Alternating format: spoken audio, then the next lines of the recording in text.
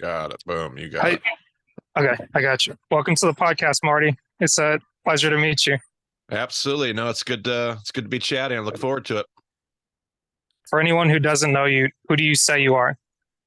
Oh goodness. That's always a fun question depending on where I'm standing. But I am the president of Impact Campus Ministries. I'm the creator and executive producer of the BEMA Podcast, which is what most people know me as, but I'm a husband of 20 years. I'm a dad of a 14-year-old girl and a 13-year-old boy. And yeah, live in Cincinnati, Ohio. That's the quick deets. Awesome. And I guess to that you'd add you're a new author too, if not podcaster as well. Yeah, it's a weird world we're living in, but yes, we've got the author tag going too, and that's been a fun adventure. So it's been good. Gotcha. But I like that you led with the finer details because those are the things that I appreciate about everyday people and what's I've tried to capture with interviewing everyday people. And I learned of you through a family friend that I went to college with a buddy of mine, and his mom is actually a family coach. And she mentioned your podcast. And I was like, okay, let me check this out. I'm wanting to study the Bible a little bit better, or at least make an effort to understand it. Yep. And from the time that I started listening, I was like, okay, I think I can get with this because you're taking away the stakes. You're not making it as challenging as to where like you have to do this, like the thou shalt not, thou shalt not. It's like, okay, like, can you tell me, or yeah, tell me a little bit about like you shared in your first episode, but the whole motivation behind BEMA and being that father or being that teacher to the people at Impact Campus. Yeah, I was going through, I mean, 20, about 20, just over 20 years ago. I was going through my own, like today we would use words like deconstruction, whatever words don't make us break out in hives, but I was going through a very similar, like my faith world just wasn't working. And I was trained in Bible college. I was a pastor of a church. Like I had all the tools I was supposed to have. And and I was just kind of spinning out like so many others were as well.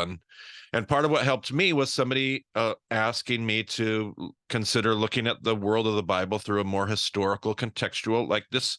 Let's try to read the Bible through the lens it was written in, and be more aware of those questions. And I mean, that radically saved my faith, changed my life, gave me new tools as a spiritual leader because I saw other people doing the same thing and asking similar questions. And so I have always loved to do that, putting together the Eastern world of the Bible with the Western world that you and I live in every day, and all of those things. And yeah, it's been one of my greatest joys. Gotcha. And I'm glad you did because it's been a help to myself and I'm sure to many.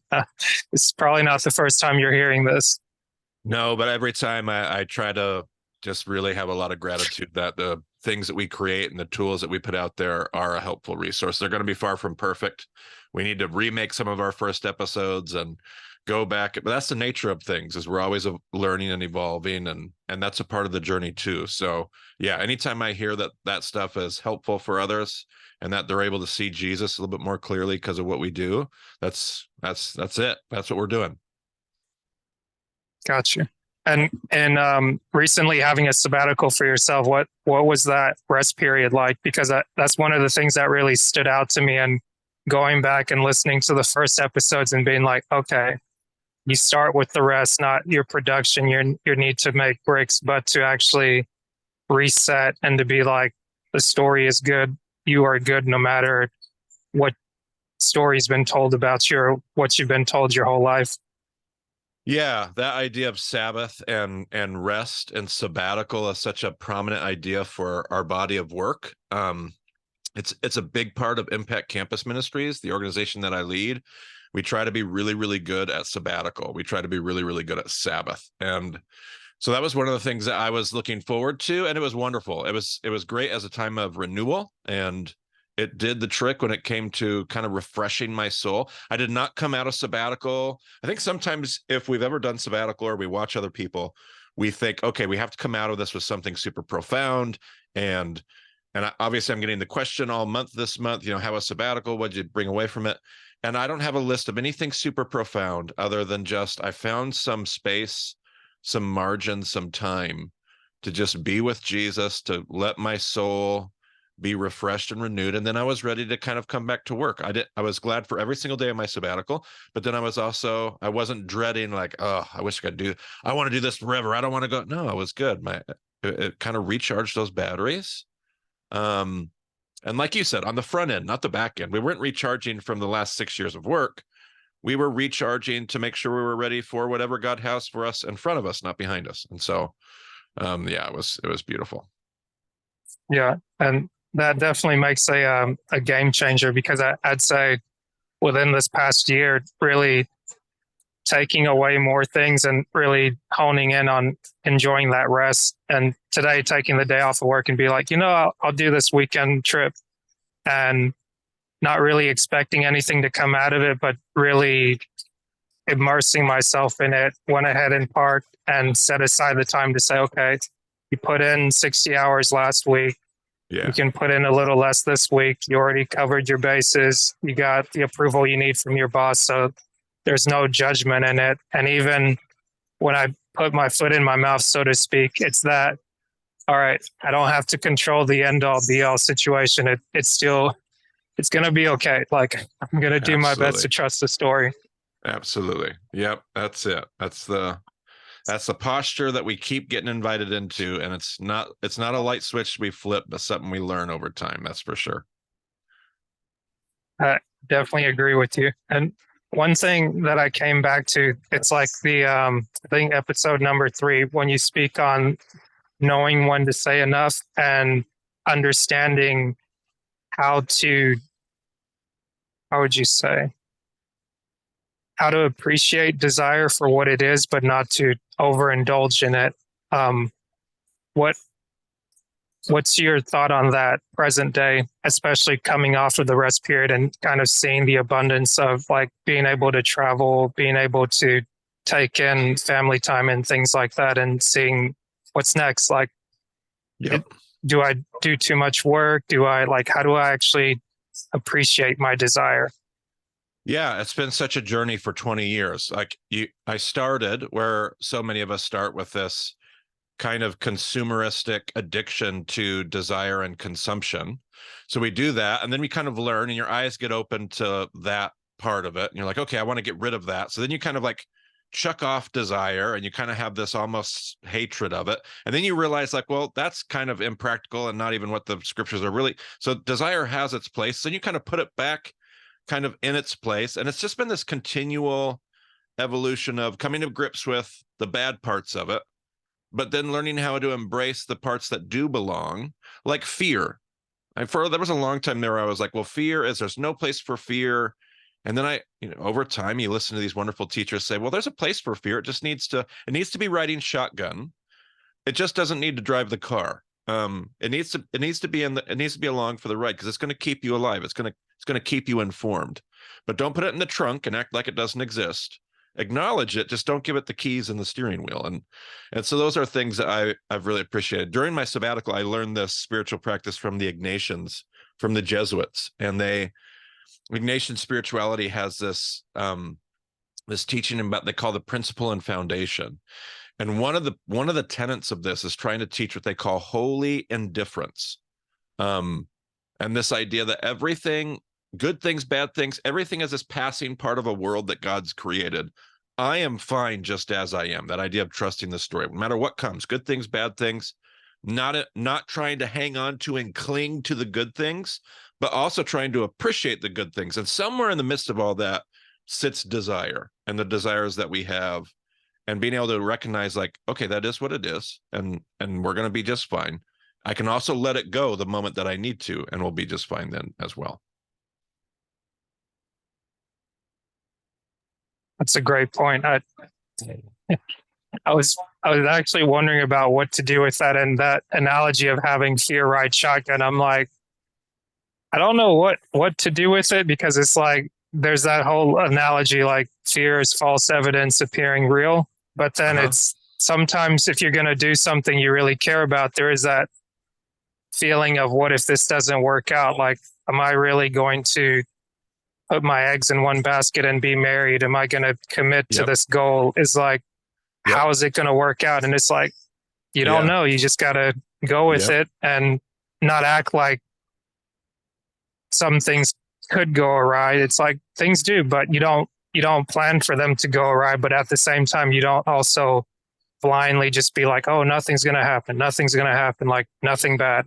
Yep. Absolutely. Yeah. There's absolutely a blind idealism that, like, I love your example of marriage. That's something where you want fear in the car. I don't know if it's in the back seat or right in shotgun. Maybe shotgun gives it too much credit, but somewhere it's in the car, because you need to realize, like, you don't want to go into it with this blind idealism. That would never be healthy. Yet you also don't want fear to keep you from ever stepping into that space either. And so it's a wonderful example of many in our life where fear needs to be in the room. It needs to remind you, like, hey, just remind yourself, this is important. It could go crazy, maybe because of you, maybe because of somebody else. And that's just the nature of life. Just remember that as you walk forward in trust and faith. That's a good point.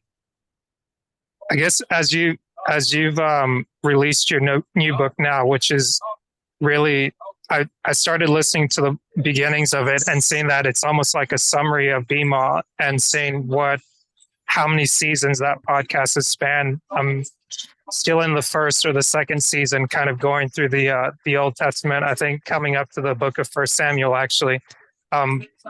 What's been your feedback that you received, like seeing how you wanted it to do and versus like what you're hearing as a result of it? Yeah, and you're right. The book really is in a lot of ways BEMA in a book, and we kind of designed it that way. And I think more than I even realized, part of the blessing of that is there's so many people that, for whatever reason, either podcasts are not their thing, or they're not going to make it all the way through the podcast for a whole host of reasons, many of them good reasons. But the book gives them a bite size. They can actually go on the journey that the podcast would have taken them on over the course of 5 years, and they can do it in 5 days. And they can at least have some basic tools that then enables them to utilize the podcast in better ways. So that's been some of the blessings. I have not been reading reviews because that would not be good for my ego. So I have not read reviews, but the conversations I've had with people is how they found it to be, again, a useful resource that scratches an itch and fits in a place that the podcast doesn't. Like it's far more concise and easier to access and to use and see the big ideas, rather than having to go through a book by book journey or a more in-depth study. It ends up being a nice complement to everything. So it's been well received, and that's been encouraging. That makes sense. I guess how do you feel having gone through that process and just to be like, okay, like you've done all that you could do and now it's kind of out of your hands. Are you looking forward to doing another one, or like continuing to be a minister, or what's on the horizon for you now? Yeah, we've got 3 proposals out in the wild right now. We'll see if any publishers want to pick those up. And we've got all these ideas, but I loved it. The creative in me, I love to create things that are helpful for people. It's what God created me to do. It's what I live, move, and breathe to do and get excited about. It's my passion. So to go through the process of writing, I didn't know what writing would be like. I've done a lot of other production. What would writing be like? And writing was just like a whole different thing I loved it just as much as everything else. So I'm hoping that that's something that God wants us to do more of. And if he doesn't, that's totally okay. Again, that holy indifference. Like, if I get to, what a gift. And if I don't, okay. That'll be a gift too. And so we'll see. But I enjoyed it. I enjoyed writing it. I enjoyed talking about it. I enjoyed sending it out into the world and giving it to people. Probably largely because I'm not reading all the Amazon reviews. And yeah, it really filled my soul. And even before sabbatical, I was riding high when I got into sabbatical, and it was really cool. That's awesome. And where can people find out more about you? I know we kind of kept it short today, but just to kind of give them a synopsis, and then also where you come from. Yeah, no, it's great. Short and sweet. They can find everything they need from me at martysolomon.com. You can get to my YouTube channel. You can get to our podcast. You can get to my book. You can get to all the things that my social media handles. You can find everything you need at martysolomon.com. And that'll get you where you need to go. I grew up in Idaho my whole life. You asked where I was from. I'm like this rural, small town Idaho kid. And I just recently in June of 2020 moved to Cincinnati. So now I'm in a totally different part. I've been in Idaho my whole life. I've never left there until we moved. And so it's been a while, but my family's enjoying it. We've loved the move and we love the area. So that's where I'm at these days. Travel a lot. So find that website and it'll give my schedule. I might be coming to your neck of the woods. You can come meet me and come to a meet and greet and a book event or hear me talk or whatever it might be. For sure. That sounds like fun. Right now I'm headed up to meet some podcast guests I just interviewed before you, and they happen to meet kind of by chance. But it's a small world, but it's good to meet good people in it. To take you out, but well, not to take you out, but to close out, I'll start back with the first question I asked you. Are you still who you said you were? Man, you could look at that in so many beautiful ways, couldn't you? I love that question. Am I still who I said I was? Yeah. I think if I was more cognizant of that question, I'd probably start with my family. I'd start with my kids and my wife. Then I'd go to the things that I love that I'm made for. I'd still put the book at the end, and I'd put all the content and the things that we do at the end, because that would order it correctly. And that's just part of me growing and evolving over years, because that's not who I was when I was 26. But it's who I am now at 41. And so that's just beautiful. I pray that God continues to do that in my life and all the rest of our lives, that he continues to change us, and he who began a good work in us might bring it to completion. So I love it. Awesome. Thank you very much for your time. And it was a pleasure to meet you and be able to have this conversation. Absolutely. Thank you. It's been great. Yes, sir.